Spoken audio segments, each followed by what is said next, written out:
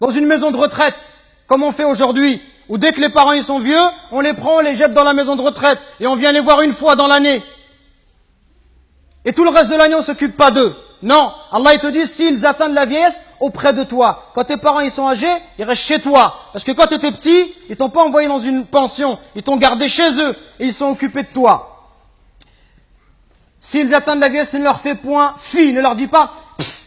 Ça, juste le fait de dire mes frères et sœurs. Comprenez bien ce qu'Allah il nous demande. Le simple fait de dire à son père, pff, ça c'est interdit. Que dire de celui qui se plaint et qui dit à son père ou à sa mère, tu comprends rien, mais c'est toujours pareil avec toi, mais ceci, mais cela. Allah il t'a interdit de juste dire pff. Et ne les brusque pas, mais adresse-leur des paroles respectueuses. Et par miséricorde, abaisse pour eux l'aile de l'humilité et dis, invoque pour tes parents, ô mon Seigneur, fais-leur à tout de miséricorde, comme ils m'ont élevé tout petit. Et il n'y a que lorsque tu seras toi-même un père de famille, ou lorsque tu seras ma sœur, une maman, que tu vas comprendre la valeur de ta mère et de ton père. Quand tu vas voir que la mère, pendant 9 mois, elle te porte et elle subit les difficultés. Elle subit des coups de ta part.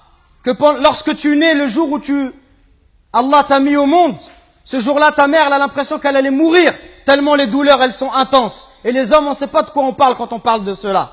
Il n'y a qu'une femme qui peut l'expliquer.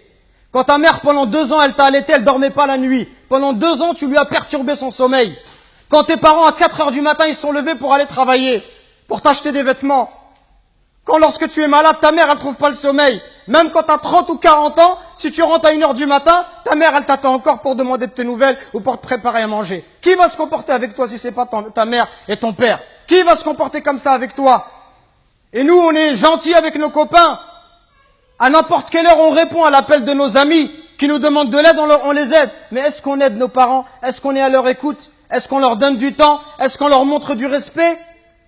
Les anciens, ils disaient, Zayd al-Abidin, le petit-fils de Ali ibn Abi Talib, on lui disait, toi, t'es quelqu'un de très bon avec tes parents, pourquoi tu manges jamais avec ta mère? Il dit, parce que j'ai peur, si ma mère, elle voit dans l'assiette quelque chose qu'elle a envie de prendre, et si je le prends avant elle, j'ai peur qu'Allah, il compte cela comme la désobéissance. Et il disait rien d'étonnant à cela. Il disait, ceux qui ont vécu avant nous, ils considéraient comme un manque de respect envers les parents que d'habiter au premier étage et que de laisser habiter les parents au rez-de-chaussée. Regardez jusqu'où ça allait. Allahu Akbar.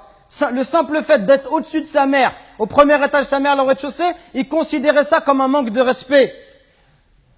Et d'autres chez les Sahaba, ils disaient, quand il y avait un scorpion qui est rentré dans un trou, il a mis sa main et il s'est fait piquer. On lui dit, pourquoi tu mets ta main alors qu'il y a un scorpion? Il dit, parce que j'ai peur que ce scorpion il sorte et qu'il ne pique ma mère. Regardez le respect. Et regardez aujourd'hui l'attitude des enfants envers les parents. Regardez ne serait-ce que le regard, les yeux.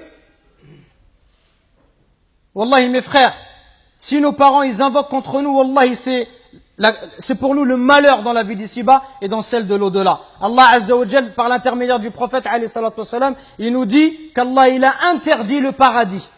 Interdit le paradis à celui qui désobéit à ses parents.